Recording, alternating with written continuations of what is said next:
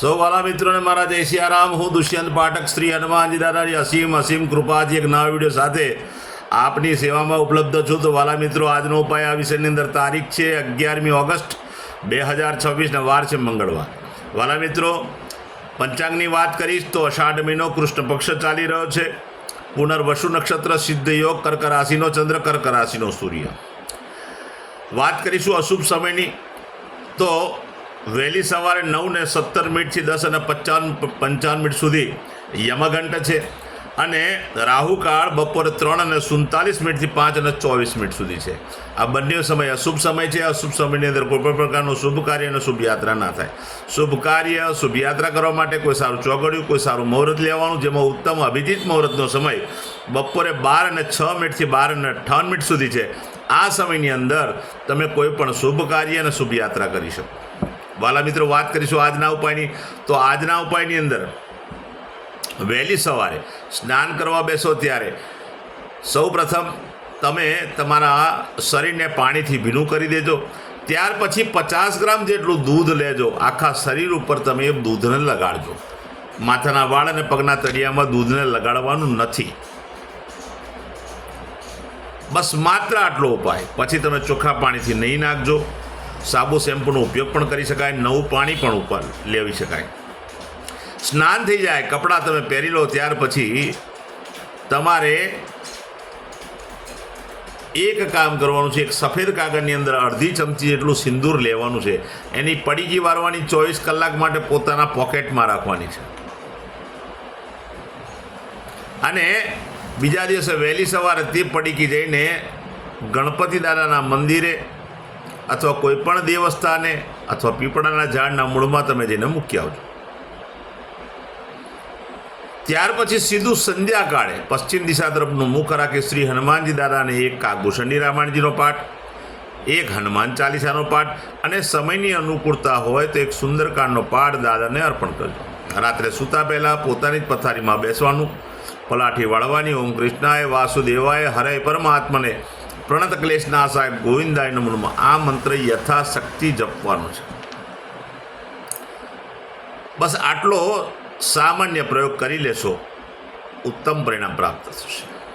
જે મારા વાલા મિત્રનો જન્મદિવસ 11મી ઓગસ્ટ 2026 મંગળવારના દિવસે આવ્યો છે, તેવા બધા જ વાલા મિત્રો સવારે મેં કહ્યું તે પ્રમાણે સ્નાન અને મેં કહ્યું તે પ્રમાણે તમારે સિંદૂરની પડીકી 24 કલાક માટે પોતાના પોકેટમાં રાખવાની છે. જે લોકોનો જન્મદિવસ છે તે બધાને પહેલાં તો જન્મદિવસની શુભકામના.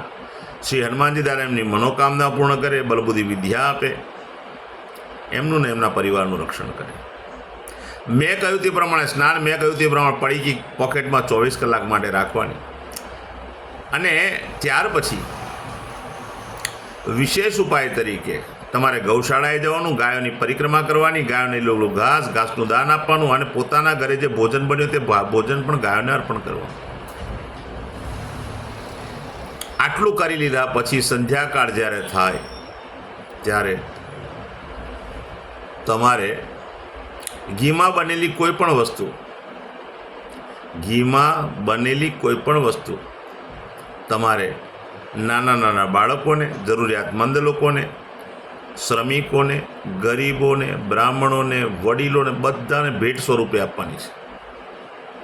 બીજું એક ખાસ કામ કરવાનું છે મારા વાલા. સંધ્યાકાળે કોઈ પણ મહાદેવના મંદિરે જઈને તાંબાના વાસણની અંદર ઘી ભરવાનું ને તે ઘી મહાદેવજીના મંદિરે જઈને દાન કરવાનું છે. આ વિશેષ ઉપાય છે. બસ માત્ર આટલું કરી લો, આખું વર્ષ ઉત્તમ રીતે પસાર થશે. જે મારા વાલા મિત્રની મેરેજ એનિવર્સરી 11મી ઓગસ્ટ 2026 મંગળવારના દિવસે આવી છે, એવા બધા જ વાલા મિત્રો વહેલી સવારે સ્નાન કરી વડીલોના ચરણ સ્પર્શ કરી આશીર્વાદ મેળવી લે. ત્યાર પછી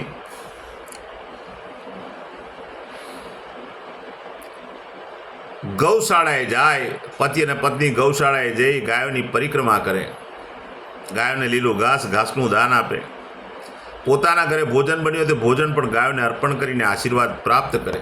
ત્યાર પછી કોઈ પણ વૃદ્ધાશ્રમ, અનાથાશ્રમ, વિધવા આશ્રમ, શ્રમિકોને, ગરીબોને જરૂરિયાતમંદ લોકોને અથવા બ્રાહ્મણને મંદિરે આખા સીધાનું દાન કરવાનું છે, પૂર્ણ સીધું. ખાસ સીધાની અંદર મસૂરની દાળ તમે ચોક્કસ મૂકજો. અને સાથે સાથે કોઈ પણ દૂધની બનાવટ, દૂધ, દહીં, ઘી પણ સાથે મૂકજો. આખું વર્ષ ઉત્તમ પરિણામ પ્રાપ્ત કરશો, પતિ અને પત્ની બંને. મારા બધા જ વિડીયો યુટ્યુબ પર હોય છે. મારી ચેનલનું નામ છે દુષ્યંત પાઠક. પ્રાર્થના કરું છું મારી ચેનલને સબસ્ક્રાઈબ કરો, બેલ આઇકન અવશ્ય દબાવજો. હું નિયમિત એક વિડીયો મૂકું જ છું, આપ જાણો જ છો. એ વિડીયો તરત જ જો હોય, તમે બેલ આઇકન દબાવેલું હશે તો તમારા મોબાઈલ પર અવશ્ય નોટિફિકેશન આવશે અને તમે મારો વિડીયો તરત જ જોઈ શકશો. મારું ઇન્સ્ટાગ્રામ, મારું ફેસબુકનું પેજ એ પણ દુષ્યંત પાઠકના નામથી જ છે. મારા પેજને ફોલો કરજો, લાઇક કરજો અને પ્રાર્થના કરું છું મારા બધા વિડીયોને શેર કરજો. તમારા શેર કરવાથી કોઈ સંઘર્ષમાં ફસેલા વ્યક્તિ સુધી આ વિડીયો પહોંચી જશે અને તમને પુણ્ય પ્રાપ્ત થશે. એટલે પ્રાર્થના કરું છું મારા વિડીયોને શેર કરજો. હું નિયમિત એક વાત પ્રમાણિકતાથી કહું છું કે એકવાર વિડીયો જોવાથી કે એકવાર ઉપાય કરવાથી 24-48 કલાકમાં પરિણામ નહીં મળે. નિયમિત મારો વિડીયો જોવો પડશે અને નિયમિત ઉપાય કરશો તો ભગવાન તમારા જીવનમાંથી સંઘર્ષ દૂર કરશે. નવા વિડીયોમાં ફરીથી મળીશું. આપ સૌને મારા જય સિયારામ.